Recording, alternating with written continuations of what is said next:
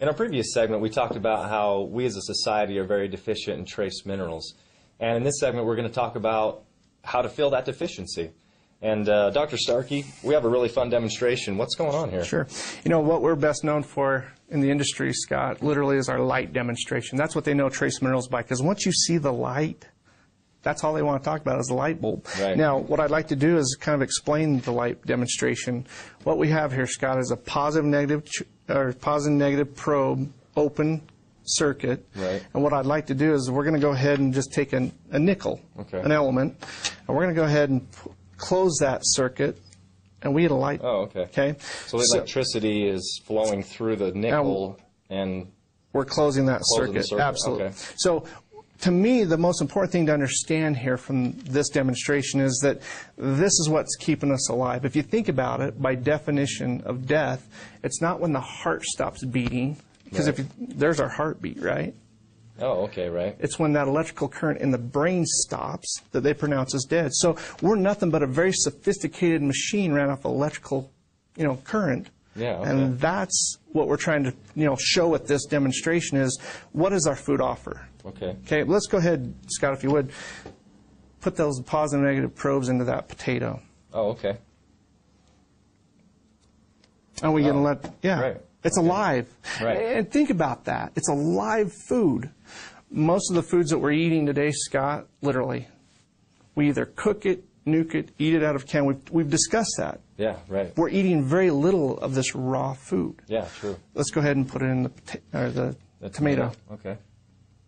Oh, good. So we've got minerals there. And the apple. And the apple. Let's go ahead and put it in the banana. Banana. Now let's go back to the apple. Did you see that huge drop? Yeah, it was less than the others. Quite a bit. Okay. What I love to really think about this, the apple a day that kept the doctor away, it wasn't what the apple tastes like. It's what the apple offered. Therefore, we have to eat that apple in order to get what the apple offered, right? Yeah. But if the apple doesn't offer what it once did, because why? We discussed that soil deficiency. If it's not in the soil, how can it be in the apple? And if it's not in the apple, how is it going to keep the doctor away from us?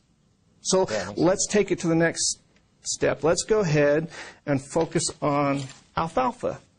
Okay. Alfalfa. And why alfalfa? Because that's a great question. Alfalfa is known as the grandmaster of all herbs. Okay.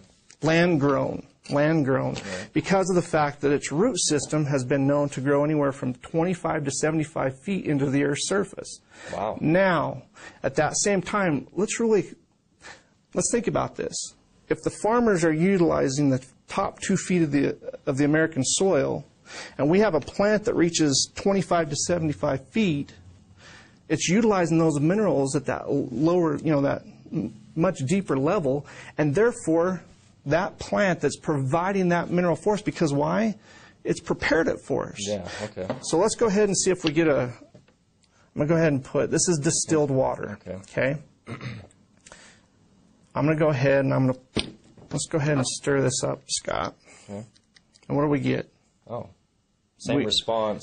Same response as our fruits and vegetables, right? So it's plant. It's like a plant or an herb or whatever, right? Same type of thing. And in this case, when you think about it, that's how Mother Nature intended to feed our bodies those trace minerals. It's through our food. Right. Okay. So but because of soil deficiency, we're not getting as much of the minerals, correct? And therefore, I believe it's like playing Russian roulette with our health. When we eat those foods, we're basically putting our health on the line because we have no idea where those foods are coming from in the fact where they're being grown. Yeah, okay? Right. So let's take it to the next step. Let's really focus in on trace mineral supplements. Okay. Because that's what we're discussing here is how do we fulfill that deficiency. The first thing I want to this product is known as a colloidal mineral. Okay? A colloid, by definition, is a large aggregate clump of mineral in suspension. Now, where do they get it? I mean, that's an important piece of that information because, again, we're thinking about the soil here, right? Right. Well, so they mine it. Right. They grind it. Okay. They leach it, and then they have to suspend it. So there's minerals in there, and it's like floating or something? Absolutely. That's the suspension. So in other words, when we put, if you would for me, let's go ahead and put in 5 drops. Okay. 5 drops of 5 the drops. colloidal minerals. 2, 3, 4, 5. Okay. And what type of response we get? Nothing. Now let's think about that. We spend our hard-earned money on a product that we believe we're getting benefit because the minerals from, and it's right? not that the minerals aren't there, that it's literally the body has to go through a digestive process in order to break down those minerals, and therefore we have to depend on our digestive system to do that for us. Now, if you think about our society today, with the type of digestive disorders that we have, that's going to be very difficult. Well, like IBS or irritable bowel, right? Something like that. All form, and of course, constipation. Yeah. Okay. So the minerals that are in the colloidal minerals aren't the same as what is in like a fruit or vegetable, obviously, right? Because we're not getting a response here. Well, and again, they didn't. In this case, that plant Right. or that tree or didn't prepare that for it. Yeah. Because it was basically taken from a clay deposit. Okay. Now let's go ahead and think. Let's take the trace minerals. Okay. So this is The concentrated right? trace mineral drops. These are ionic, and by definition, the ion is a group of atoms that carry a positive or a negative charge. Okay. So they dissociate extremely well in solution. Why is that important? Because So that dissolve or whatever. Is we that what just you mean? talked about suspension here.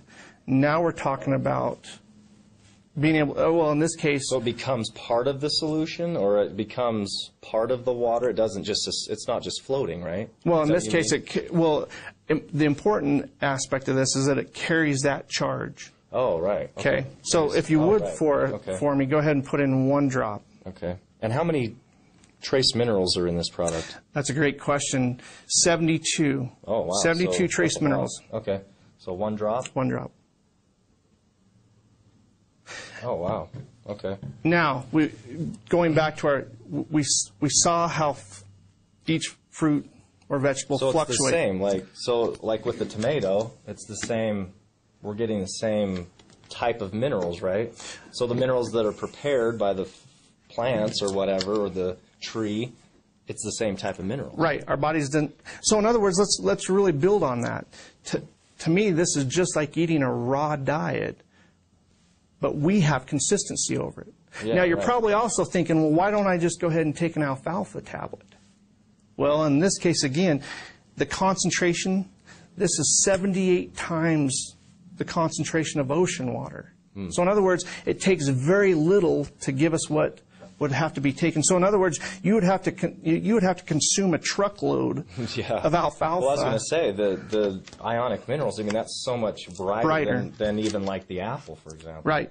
It's So in like other hardly words, there. let's go back to that concept then. The apple a day that kept the doctor away, that's our solution. Yeah, It's so- putting that foundation back in at our consistency. So in other words, we don't have to ask the question, where's it coming from? Yeah, right. Okay. Well, thanks, Dr. Starkey. Nick Scott.